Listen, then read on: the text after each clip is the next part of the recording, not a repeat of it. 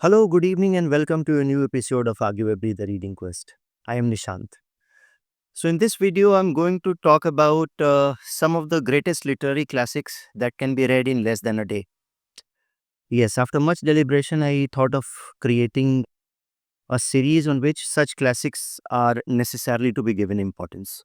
For a long time, I couldn't make up my mind to, do such a video for obvious reason, but at last I found my own rationale to do it, and I'll also elaborate my rationale. So here you can see, these literary classics, and for a variety of personality type and moods, and for different areas and walk of life, people from different areas and walk of life who can pick up these classics and enjoy them. The first and foremost rationale was that is the sheer idea that it expands your pool of writers that you want to read in almost 10 days or 15 days. Now, why that is important? That is important simply because that gives you an impetus and encouragement, so that when you look back after 15 days, you'll have a a wide pool of 15 great writers that you have read, and that will give you a jump to the next level. So that is why this kind of video is important. Also, I'll try to give you the list that are otherwise not discussed in on other YouTube platforms, insofar as my knowledge of such platforms is concerned. And the third thing is that uh, those readers who are really interested in taking their reading to the next level, I assume after reading these 7, 8, or 10, 12 writers, whatever, they can further explore the work of these writers in greater details. Their greater works, their more voluminous works, their more technically difficult works, which otherwise they would not have known if they have not gone through the first step of reading these books. Of course, this is, I'm talking about those writers, those readers who are uh, not very much comfortable with reading a 200 or 300 pages book in a week or 10 days.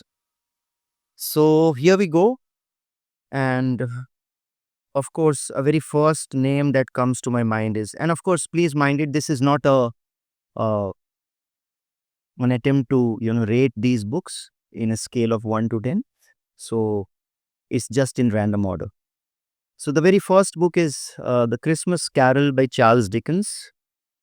So you can see this is a beautiful small novella. This is published at Bantam Classics, and this book will give you uh, how true the Christmas spirit comes with the joy of giving and sharing.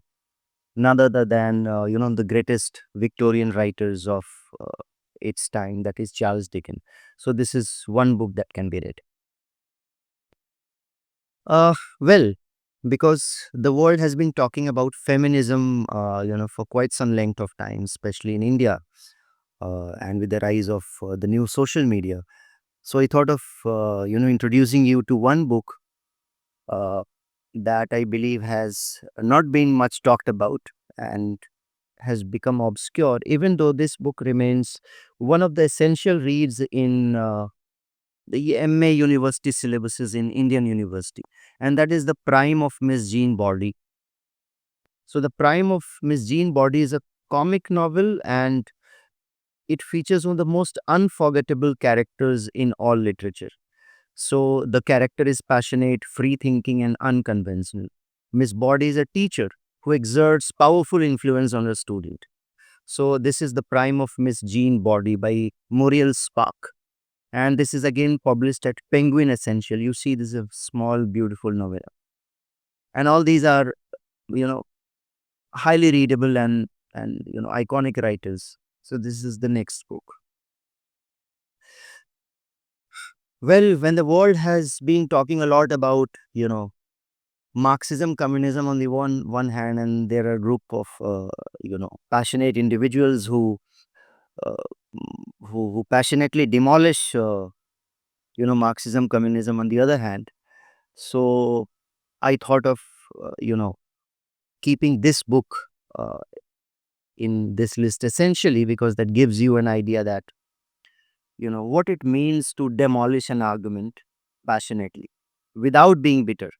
So this is from one of the most iconic conservative philosophers of our time, one of the greatest existentialists. I hope you have guessed the name. No, it's not Sartre, it's Camus. So the book name is The Fastidious Assassin.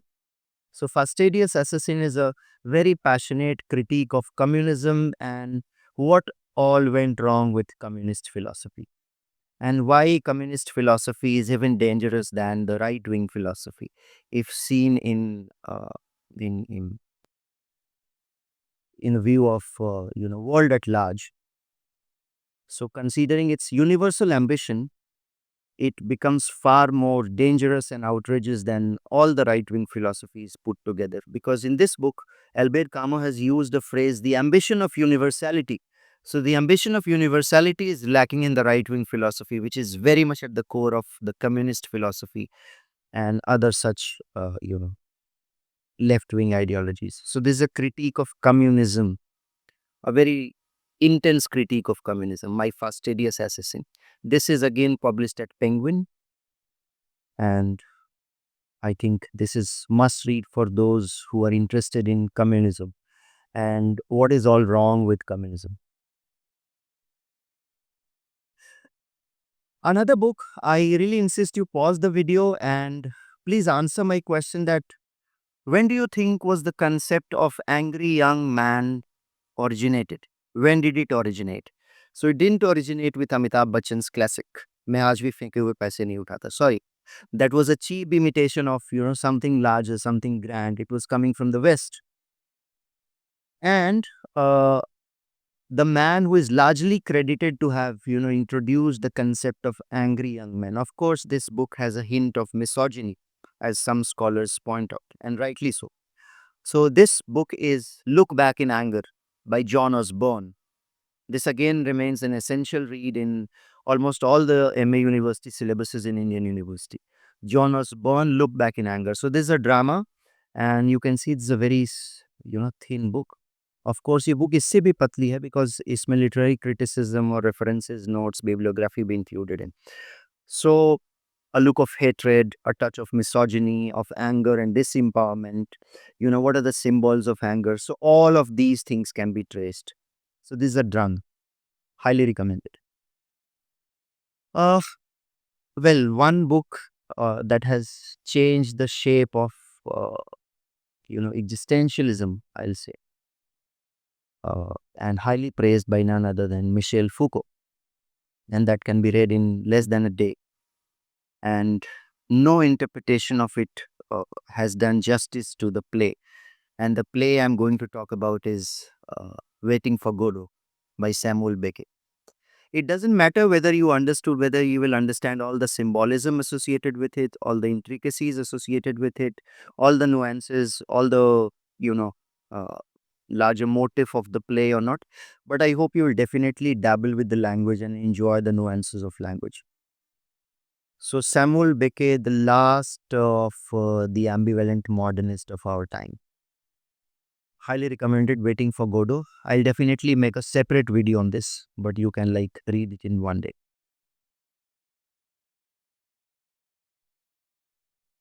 Another book uh, of, of of ultimate importance, I'll say, which importance cannot be overestimated, is by none other than Carl Jung. So, this is one non technical work of Carl Jung, The Undiscovered Self. Very much important for people who are interested in philosophy, for the people who are interested in largely dissecting the human condition of our time, for those who are interested to make a career in counseling and what it means to, make a sense of the turbulent time of ours and the age of anxiety that is the ours age.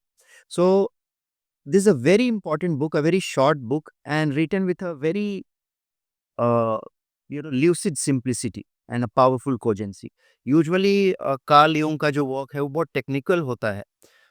But in this case, this is non-technical work, and Carl Jung in this book argues that the future belongs to those individuals who are not participating in the mass movement, who are standing apart from the mass movement and start and staring at the mass movement with a sense of passionate skepticism. And Carl Jung has, I believe, driven home his rationale in a very beautiful way. So please, read this. If you are also interested in some kind of self-help book, I believe this book will help you understand what it means to, read something that is truly a self-help, and that will help you to break free from the toxicity of self-help. So this book is highly recommended. This is published at Ruthless, a very lower priced edition, 200, 300 rupees, I guess. It can be bought. Another book, of course, I mean, most of the book YouTubers are doing and referring the names of Franz Kafka Metamorphosis and George Orwell's Animal Farm. But this time I'm not going to refer George Orwell's Animal Farm and Franz Kafka Metamorphosis for one reason or the other. But certainly George Orwell's a different book altogether. And this is Books versus Cigarettes, you can see. So Books versus Cigarette is a collection of, lot of his thoughts and musings on various issues. For example, whether you should spend money on books or on cigarettes, or on this idea or that idea. Should we buy this or should we buy that? And here this book explores everything, right from the second-hand bookshops to, the profession of being a critique, to the freedom of press and what it means to be patriotic. What does patriotism mean? So this is one book that can be read in less than a day's time. Another book, one of the greatest writers of past century. Uh, this book is for those individuals who are interested in reading something on the biblical theme, pardon. Those who are interested in high quality of style, those who are also interested in, getting a taste of a greater genius called D.H. Lawrence without delving into his larger work like Rainbow or Women in Love or Lady Chatterley's Lover. So this is one book about Jesus Christ, the man who died. So it is about the story of resurrection of Christ and, what he does after returning to life, and how life was difficult for Christ when he returned back to life. So as you can see, this is published at Rupa. You can check whether if a better publication is available or not. If not, you can buy it at Rupa. So this is one book that is highly recommended. D.H. Lawrence is one of my personal favorites. And the last book in the series is by none other than Hermann Hesse. I have often been doing a lot of videos on Hermann Hesse. So this is a rediscovered work of Hermann Hesse, and it is titled In the Old Sun, a beautiful small novella. Hermann Hesse has to be read for all the reasons that you can think, make reading possible. I have elaborated much upon it. I'm not going to elaborate it in this video particularly, but I strongly recommend this work. I bought this work from an old bookshop, and I shipped it through Amazon. But please check if you can download a free copy of it or not.